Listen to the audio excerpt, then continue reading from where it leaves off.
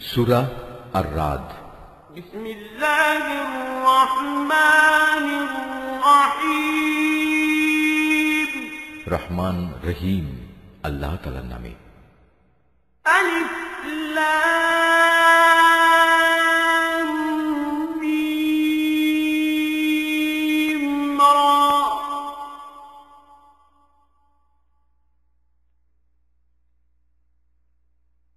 তিলকা আয়াতুল কিতাব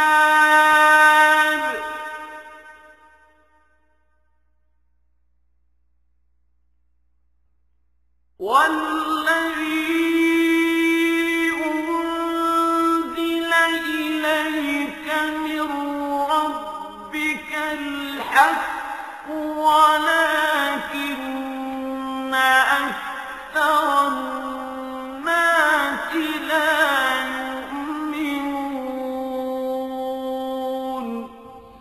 আলিফ লাম মিম রা, এগুলো হচ্ছে আল্লাহর কিতাবের আয়াত এবং যা কিছু তোমার মালিকের পক্ষ থেকে তোমার উপর নাজিল করা হয়েছে তা সবই সত্য, যদিও অধিকাংশ মানুষই এর উপর ঈমান আনে না।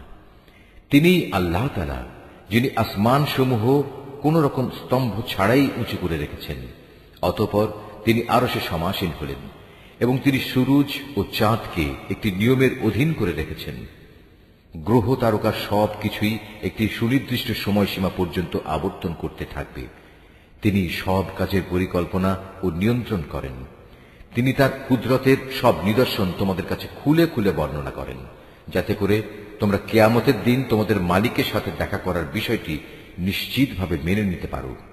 আল্লাহুল্লাযী রাফা'আস সামাওয়াতি বিগাইরি আমাদিন তারাওনাহা থুম্মা ইসতাওয়া আলাল আরশি ওয়া সাখখারা আশ-শামসা ওয়াল কমার كل يجري لأجل مسمى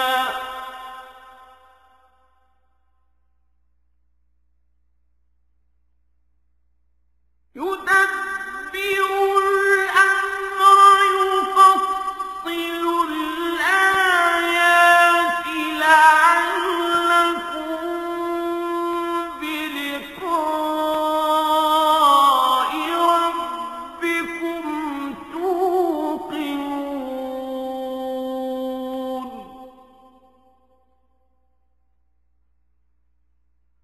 وهو الذي مد الأرض وجعل فيها رواسي وأنهارا ومن كل الثمرات جعل فيها زوجين اثنين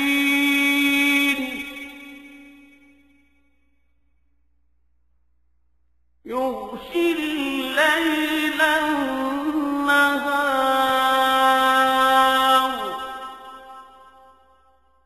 إن في ذلك لآيات لقوم يتفكرون وفي الأرض قطع متجاورات وجنات من أعناب وزرع ونخيل صنوان وغير صنوان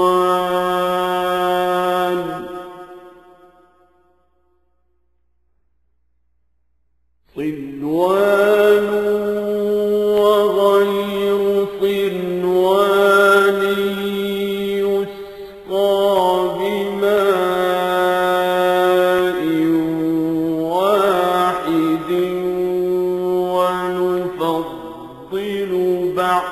بعضها على بعض في الأكل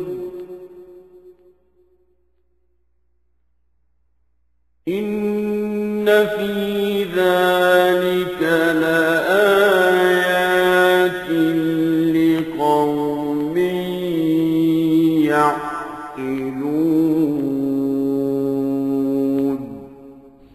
তিনি তোমাদের জন্য এই জমিন বিস্তৃত করে দিয়েছেন এবং তাতে পাহাড় ও নদী বসিয়ে দিয়েছেন। সেখানে আরো রয়েছে রং বেরঙের ফল ফুল, তাও বানিয়েছেন আবার জোড়ায় জোড়ায়। তিনি দিনকে রাতের পোশাক দ্বারা আচ্ছাদিত করেন। অবশ্যই এ সব কিছুর মাঝে তাদের জন্য প্রচুর নিদর্শন রয়েছে যারা সৃষ্টি প্রক্রিয়া সম্পর্কে চিন্তা ভাবনা করে।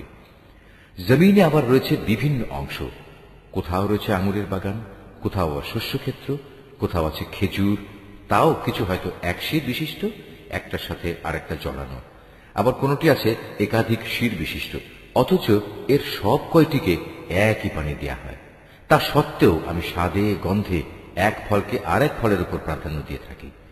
আসলে এ সব কিছুর মধ্যে সে সম্প্রদায়ের জন্য বহু নিদর্শন রয়েছে যারা বোধ শক্তি সম্পন্ন। وَإِن تَعْجَبْ فَعَجَبٌ قَوْلُهُمْ أَإِذَا كُنَّا تُرَابًا أَإِنَّا لَفِي خَلْقٍ جَدِيدٍ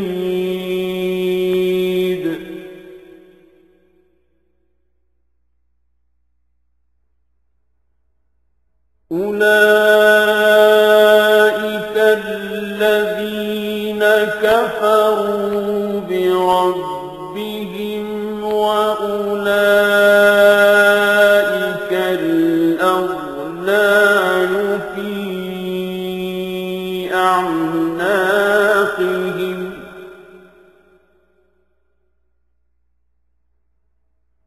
وَأُولَئِكَ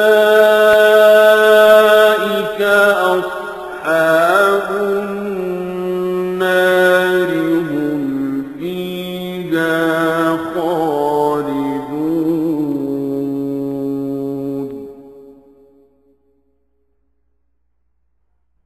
وَيَسْتَعْجِلُونَكَ بِالسَّيِّئَةِ قَبْلَ الْحَسَنَةِ وَقَدْ خَلَتْ مِن قَبْلِهِمُ الْمَثُلَاتُ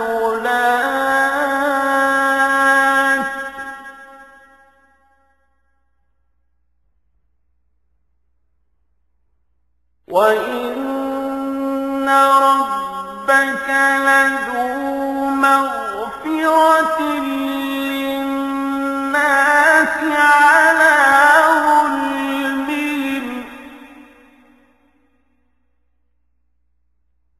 وَإِنَّ رَبَّكَ لَشَدِيدُ الْعِقَابِ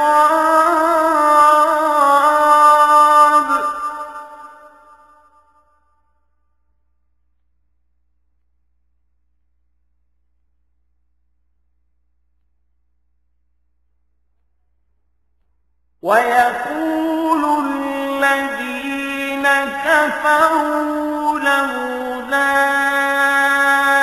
أُنزِلَ عَلَيْهِ آيَةٌ مِّن رَّبِّهِ إِنَّمَا أَنتَ مُنذِرٌ وَلِكُلِّ قَوْمٍ هَادٍ হে নবী, যদি কোনো কথার ওপর তোমার আশ্চর্যান্বিত হতে হয় তাহলে আশ্চর্য হবার মতো বিষয় হচ্ছে তাদের সে কথা যখন তারা বলে, একবার মাটিতে পরিণত হবার পরও কি আমরা আবার নতুন জীবন লাভ করব? এরা হচ্ছে সেসব লোক যারা তাদের মালিককে অস্বীকার করে। এরা হচ্ছে সেসব লোক যাদের গলদেশে কিয়ামতের দিন লৌহ শৃঙ্খল থাকবে। এরাই হচ্ছে জাহান্নামের অধিবাসী, সেখানে তারা চিরকাল অবস্থান করবে। এরা তোমার কাছে হেদায়েতের কল্যাণের আগে আযাবের অকল্যাণই ত্বরান্বিত করতে চায়। অথচ এদের আগে আযাব নাজিলের বহু দৃষ্টান্ত গত হয়ে গেছে। এতে সন্দেহ নাই তোমার মালিক মানুষের উপর তাদের বহুবিধ জুলুম সত্ত্বেও তাদের প্রতি ক্ষমাশীল, কিন্তু তোমার মালিক শাস্তি দানের বেলায়ও কঠোর। যারা তোমার নবুয়ত অস্বীকার করে তারা বলে, তার মালিকের পক্ষ থেকে কোনো দৃশ্যমান নিদর্শন কেন নাজিল হয় না? তুমি তাদের বলো, তুমি তো হচ্ছ আযাবের একজন সতর্ককারী রসূল মাত্র, আর প্রত্যেক জাতির জন্য এমনই একজন পথপ্রদর্শক আছে।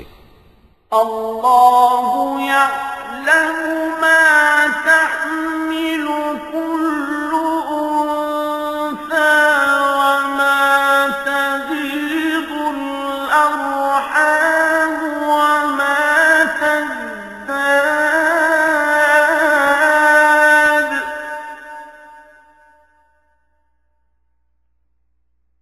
ওয়া কুল্লু শাইইন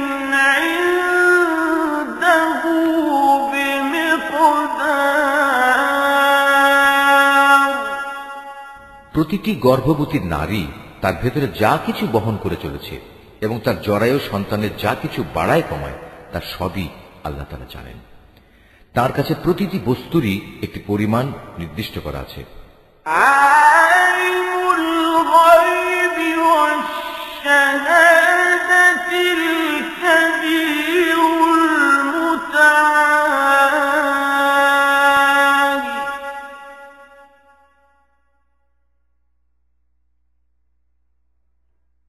সাওয়াউন মিনকুম মান আসাররাল القول ومن جهر به ومن هو مستخف بالليل وسارب بالنهار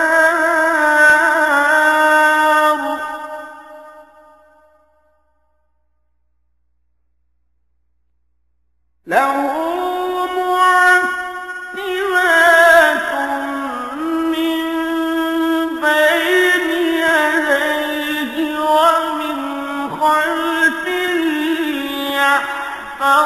يحفظونه من أمر الله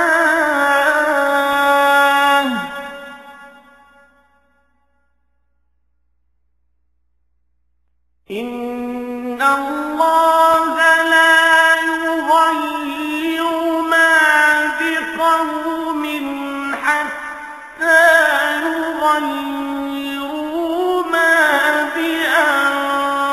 بأنفسهم وإذا أراد الله بقوم سوءا فلا مرد له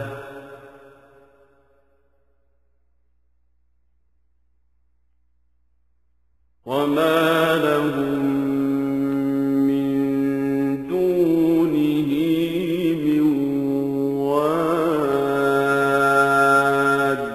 তিনি দেখা অদেখা সব কিছুই জানেন। তিনি মহান, তিনি সর্বোচ্চ মর্যাদাবান।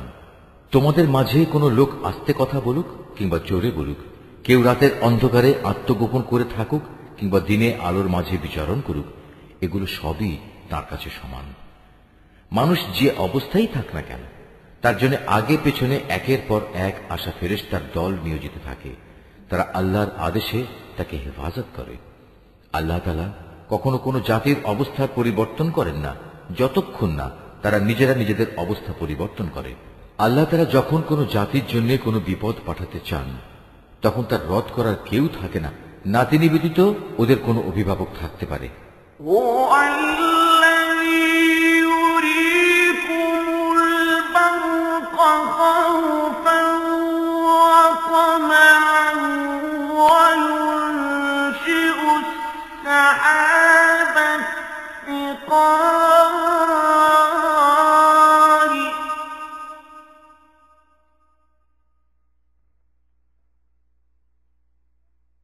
ويسبح الرعد بحمده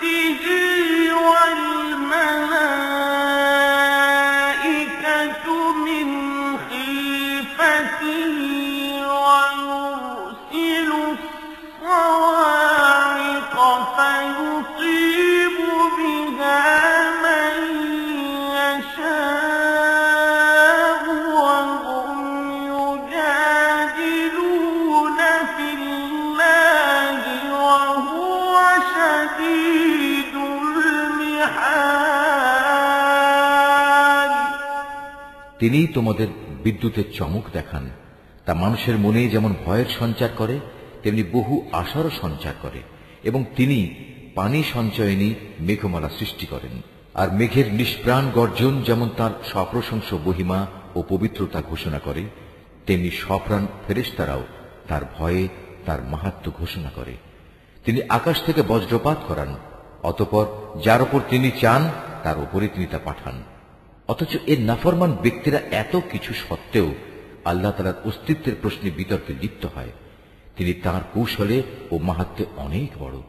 লাহু দাওয়াতুল হক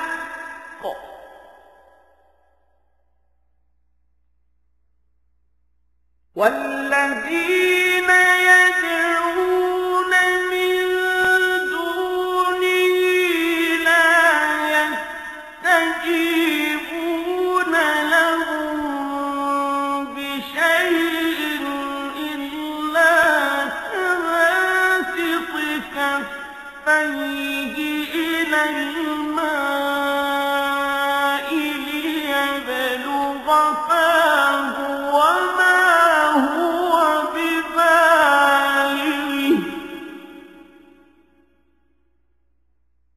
وما دعاء الكافرين إلا في ضلال। এই আয়াতটি যিনি তেলাওয়াত করবেন এবং যিনি এই আয়াতটির তেলাওয়াত শুনবেন তাদের সবাইকে এখানে একটি সাজদা আদায় করতে হবে। এটা ওয়াজিব। ولله يسجد من في السماوات والأرض طوعا وكرها وظلالهم بالغدو والآصال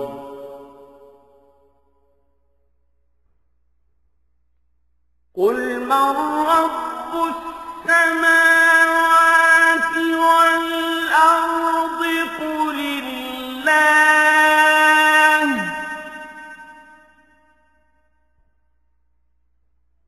قل أفاتخذتم من دونه أولياء لا يملكون لأنفسهم نفعا ولا ضرا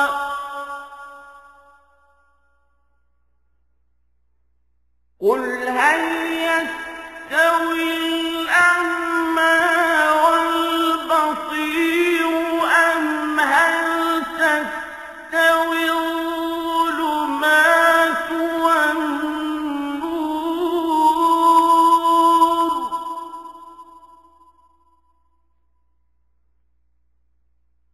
أم جعلوا لله شركاء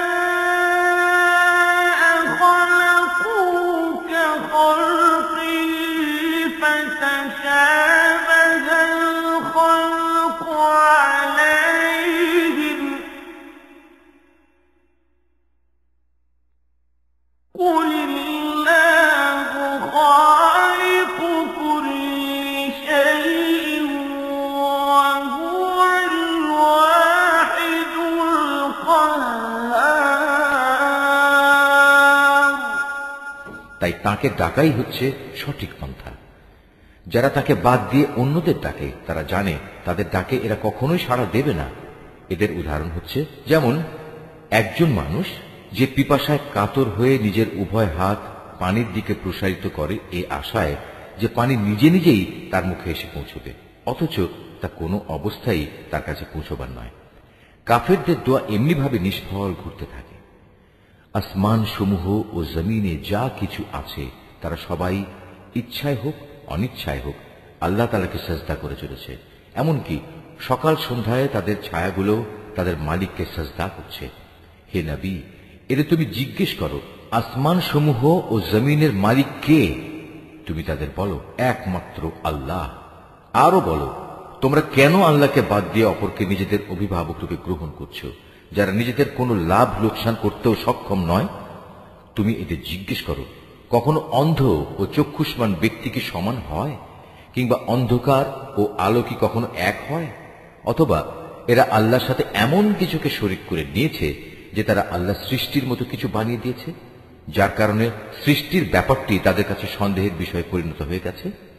তুমি তাদের বলো, যাবতীয় সৃষ্টির স্রষ্টা একমাত্র আল্লাহ, তিনি একক ও মহাপরাক্রমশালী।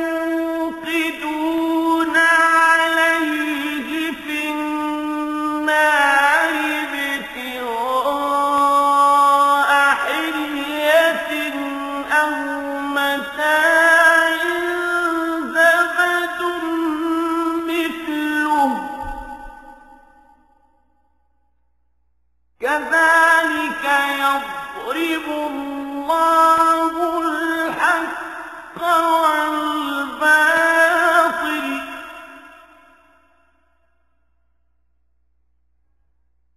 فأما الزبد فيذهب جفاء وأما ما ينفع الناس فيمكث في الأرض كذلك يضرب الله الأمثال।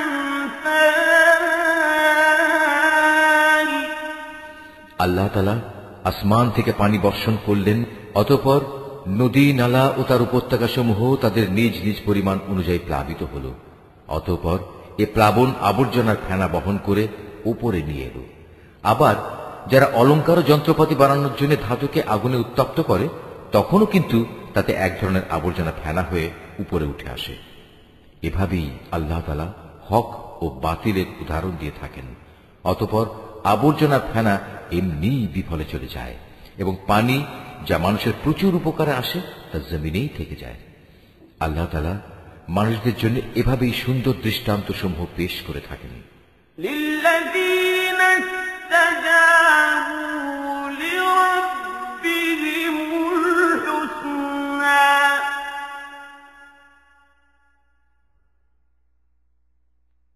والذين لم يستجيبوا له لو أن لهم ما في الأرض جميعا ومثله معه لافتدوا به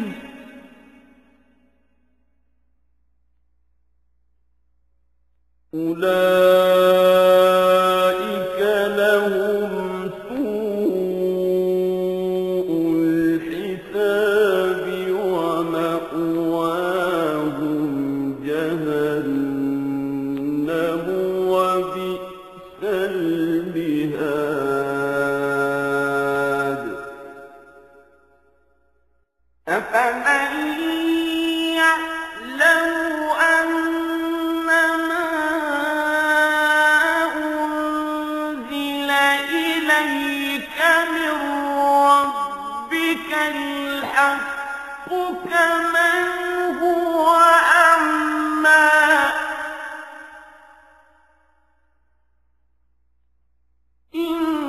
إنما يتذكر أولو الألباب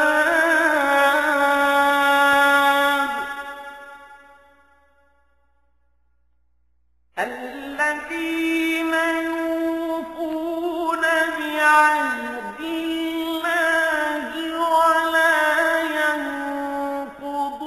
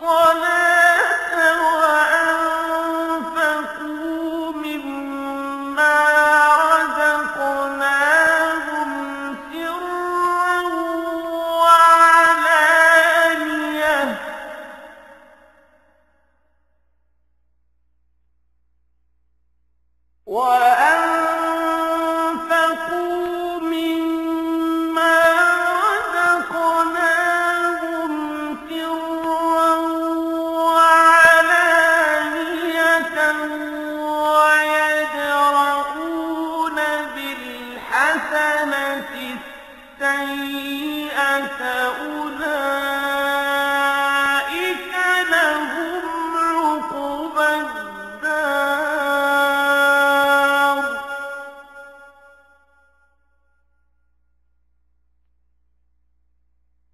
جنات عدن يدخلونها ومن صلح من آبائهم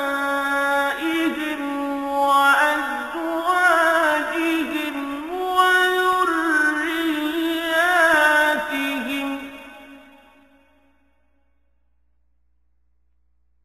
والملائكة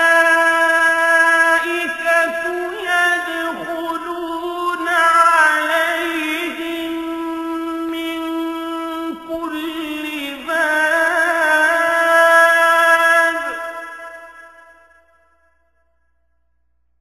سلام عليكم بما صبرتم فنعم عقبى الدار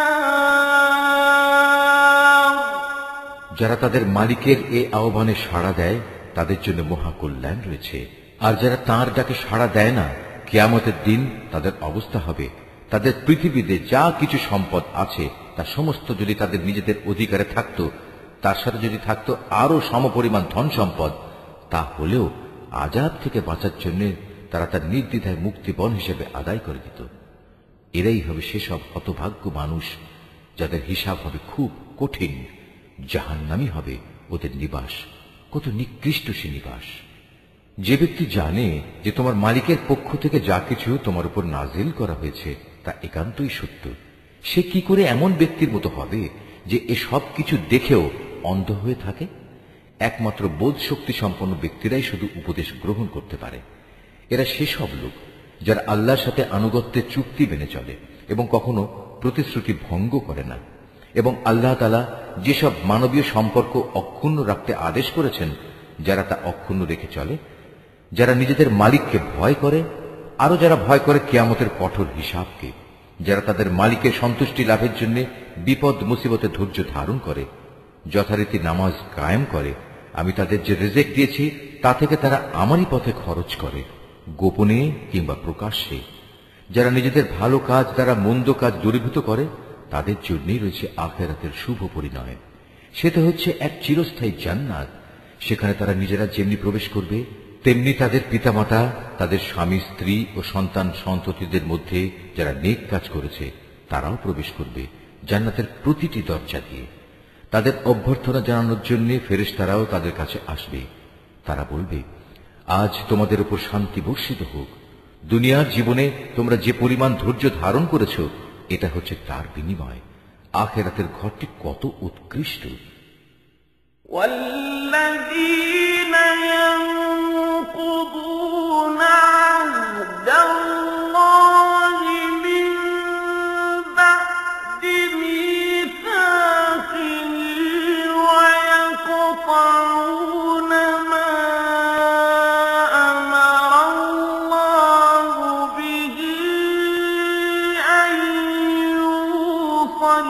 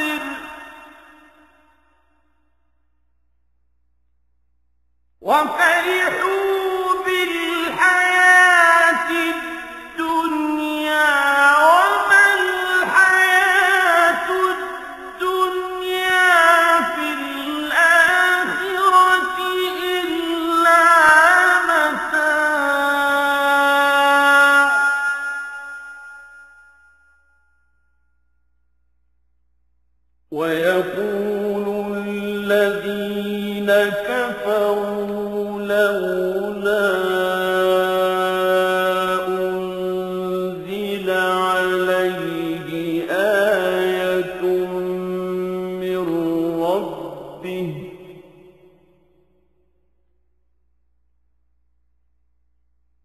قل إن الله يضل من يشاء ويهدي إليه من أناب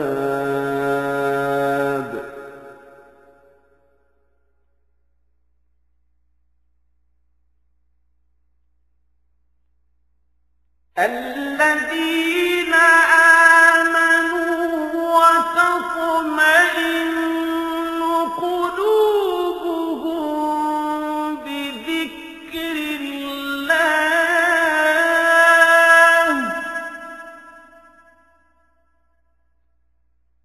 ألا بذكر الله تطمئن القلوب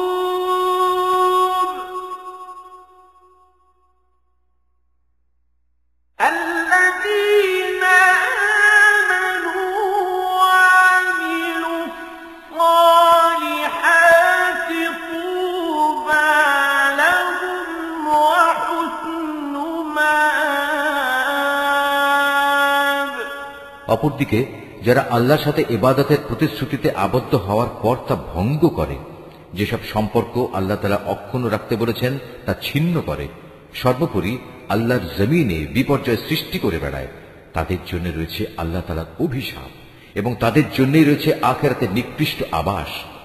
আল্লাহ তাআলা যার জীবনোপকরণে প্রশস্ততা দিতে চান তাই করেন, আবার যাকে তিনি চান তার রিজিক সংকীর্ণ করে দেন। আর এরা এ বৈষয়িক জীবনের ধন সম্পদের ব্যাপারেই বেশি উল্লসিত হয়, অথচ আখিরাতের তুলনায় এ পার্থিব জীবন ক্ষণস্থায়ী উপভোগ ছাড়া আর কিছু নয়। হে নবী, যারা তোমার নবুয়ত অস্বীকার করে তারা বলে, তার মালিকের কাছ থেকে তার উপর কোনো অলৌকিক নিদর্শন পাঠানো হলো না কেন? তুমি এদের বলো, আল্লাহ তাআলা যাকে ইচ্ছা তাকে বিভ্রান্ত করেন এবং তার কাছে পৌঁছার পথ তিনি তাকেই দেখান যে নিষ্ঠার সাথে তার অভিমুখী হয়। যারা আল্লাহর উপর ঈমান আনে এবং আল্লাহর জিকিরে তাদের অন্তঃকরণ প্রশান্ত হয়, জেনে রেখো আল্লাহর জিকিরই অন্তরসমূহকে প্রশান্ত করে। যারা ঈমান আনে এবং নেক কাজ করে তাদের জন্য রয়েছে যাবতীয় সুখবর ও শুভ পরিণাম। كذلك أرسلناك في أمة قد خلت من قبلها أمم لتتلو عليهم الذي أوحينا إليك وهم يكفرون بالرحمن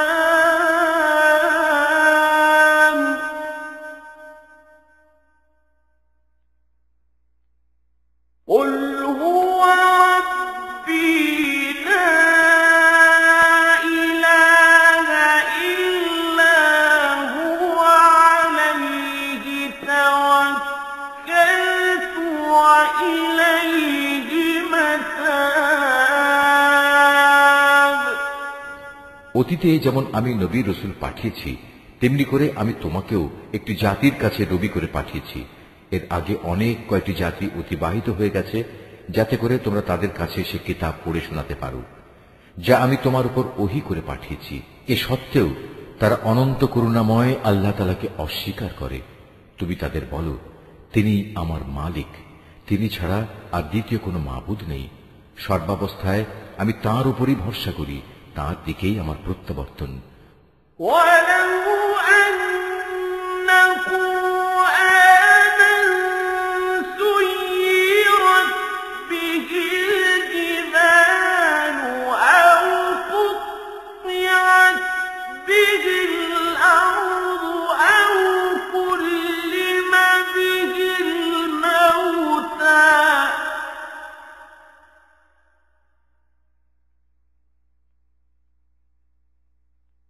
بل لله الأمر جميعا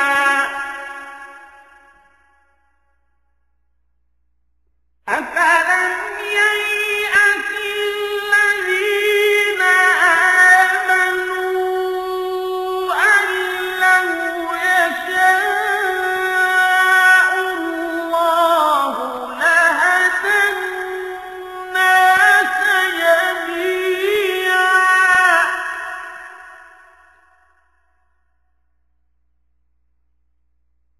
ولا يزال الذين كفروا تصيبهم بما صنعوا قارعة أو تحل قريبا من دارهم حتى يأتي وعد الله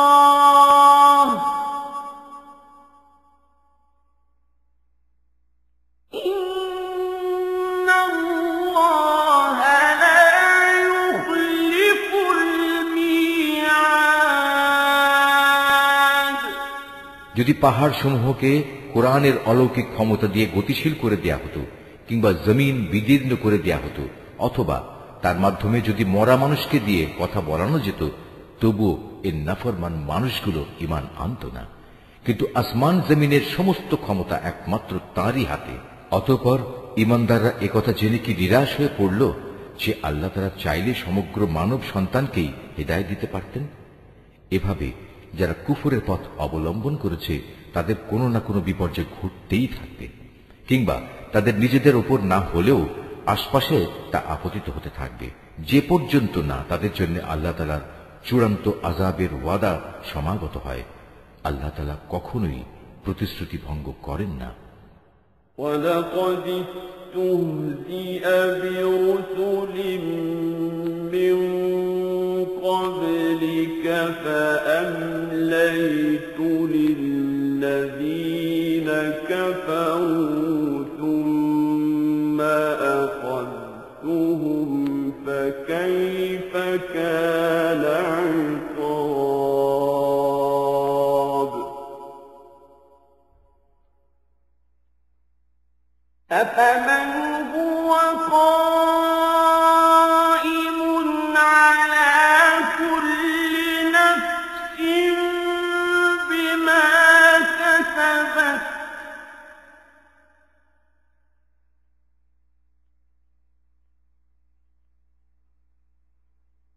وجعلوا لله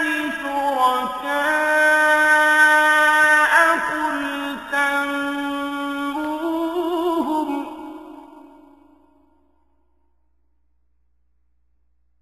أم تنبئونه بما لا يعلم في الأرض أم بظاهر من القول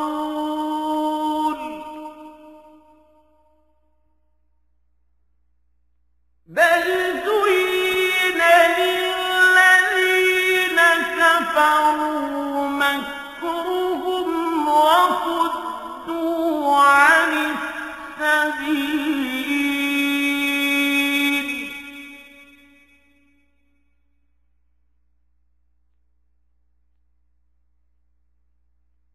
ومن يضلل الله فما له من هاد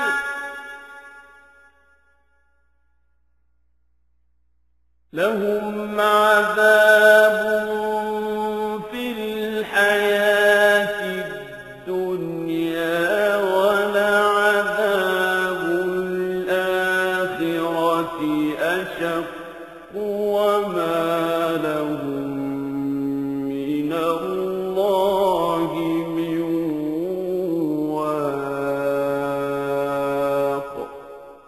হে নবী, তোমার আগেও নবী রসুলদের ঠাট্টা বিদ্রূপ করা হয়েছে। অতঃপর আমি প্রথমে তাদের কিছু অবকাশ দিয়েছি যারা কুফরি করেছে। এরপর আমি তাদের কঠোর শাস্তি দিয়েছি। কত কঠোর ছিল আমার আযাব। যিনি প্রত্যেকটি মানুষের উপর তাঁর দৃষ্টি প্রতিষ্ঠিত রাখেন যে সে মানুষটি কি পরিমাণ অর্জন করেছে, তিনি কি করে অন্যদের মতো হবেন? ওরা আল্লাহর সাথে শরীক করে রেখেছে।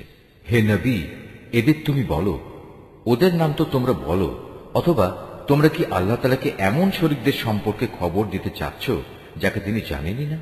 ওরা জমিনে কোথায় রয়েছে, অথবা এটা কি তাদের কোনো মুখের কথা মাত্র?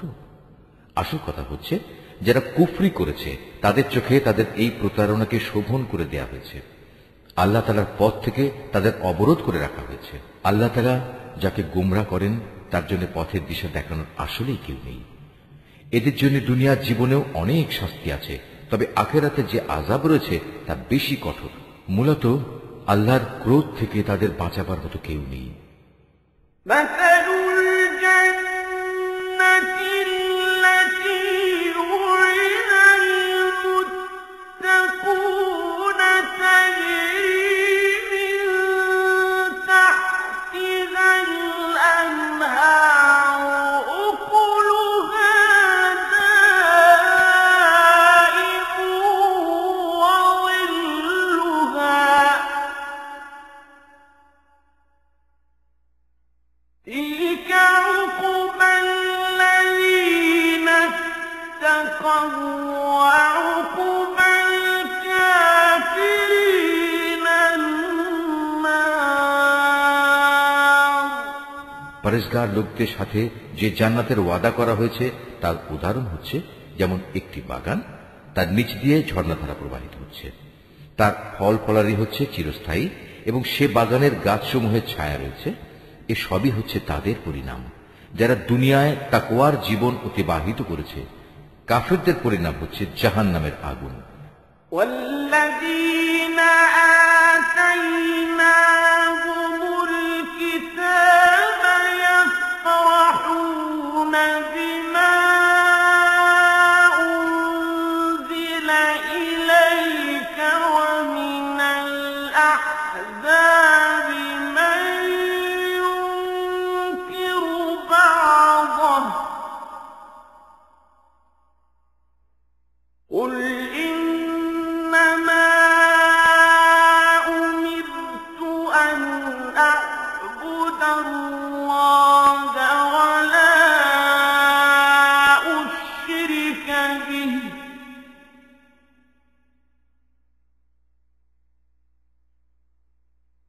إليه أدعو وإليه مآب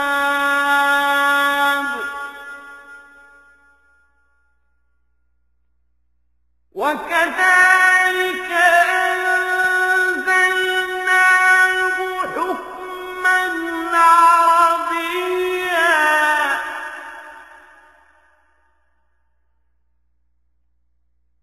ولئن اتبعت أهواءهم بعدما جاءك من العلم ما لك من الله من ولي ولا واق। হে নবী, যাদের আমি ইতিপূর্বে কিতাব দান করেছিলাম তারা তোমার উপর যা কিছু নাজিল করা হয়েছে তাতে বেশি আনন্দ অনুভব করে। এই দলে কিছু লোক এমনও আছে যারা এর কিছু অংশ অস্বীকার করে। তুমি এদের বলো, আমাকে তো আল্লাহর ইবাদত করার আদেশ দেওয়া হয়েছে, আমি তো আরো আদিষ্ট হয়েছি যেন আমি তার সাথে কোন রকম শরীক না করি। আমি তোমাদের সবাইকে তার দিকে আহ্বান করছি, তার দিকেই আমার প্রত্যাবর্তন। হে নবী, আমি এভাবেই এ বিধান তোমার উপর আরবি ভাষায় নাজিল করেছি যেন তুমি সহজেই বুঝতে পারো। তোমার কাছে আল্লাহর পক্ষ থেকে যে জ্ঞান এসেছে তা সত্ত্বেও যদি তুমি তাদের খেয়াল খুশির অনুসরণ করো তাহলে আল্লাহর সামনে তোমার কোনোই সাহায্যকারী থাকবে না, না থাকবে তোমাকে বাঁচাবার মতো কেউ। وَلَقَدْ أَرْسَلْنَا رُسُلًا مِّن قَبْلِكَ وَجَعَلْنَا لَهُمْ أَزْوَاجًا وَذُرِّيَّةً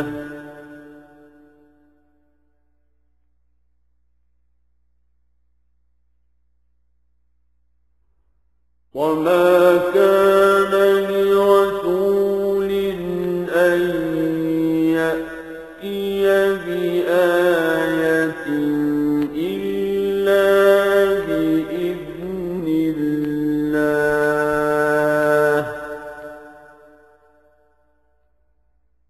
لكل أجل كتاب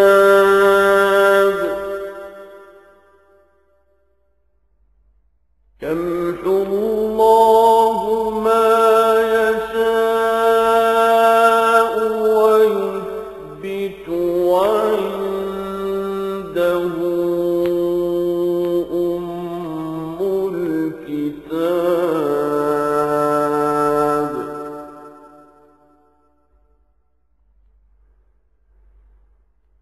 وإما نرينك بعض الذي نعدهم أو نتوفينك فإنما عليك البلاغ وعلينا الحساب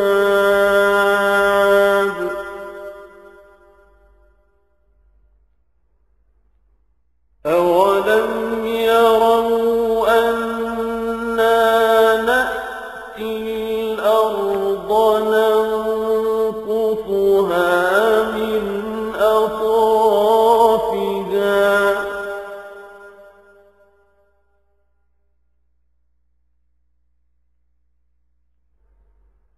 والله يحكم لا معقب لحكمه وهو سريع الحساب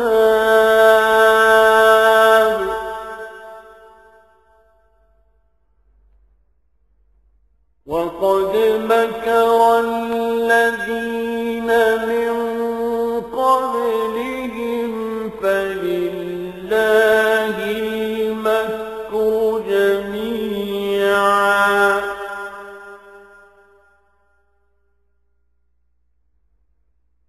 يعلم ما تكسب كل نفس وسيعلم الكفار لمن عقب الدار হে নবী, তোমার আগেও আমি অনেক রসুল পাঠিয়েছি এবং তাদের জন্য আমি স্ত্রী এবং সন্তান সন্ততিও বানিয়েছিলাম।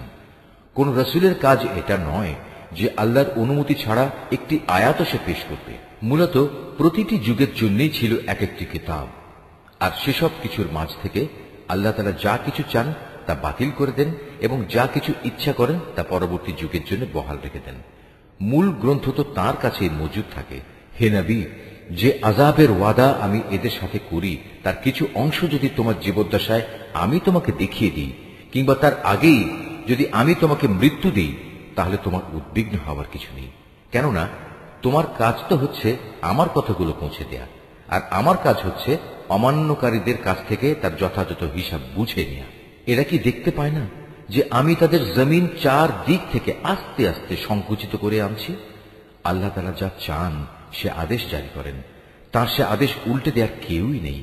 তিনি হিসাব গ্রহণে খুবই তৎপর।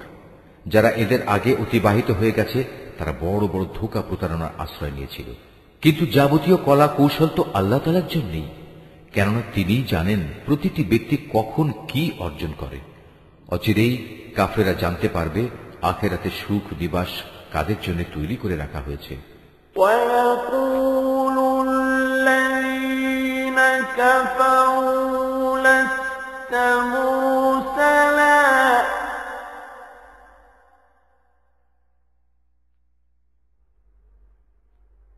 قل كفى بالله شهيدا بيني وبينكم ومن عنده علم الكتاب। হে নবী, যারা আল্লাহ তাআলাকে অস্বীকার করে তারা বলে তুমি নবী নও, তুমি ওদের বলে দাও, আমার এবং তোমাদের মাঝে আমার নবুয়তের সাক্ষ্যের ব্যাপারে আল্লাহর সাক্ষ্যই যথেষ্ট। উপরন্তু যার কাছে পূর্ববর্তী কিতাবের জ্ঞান আছে সেও এ ব্যাপারে সচেতন।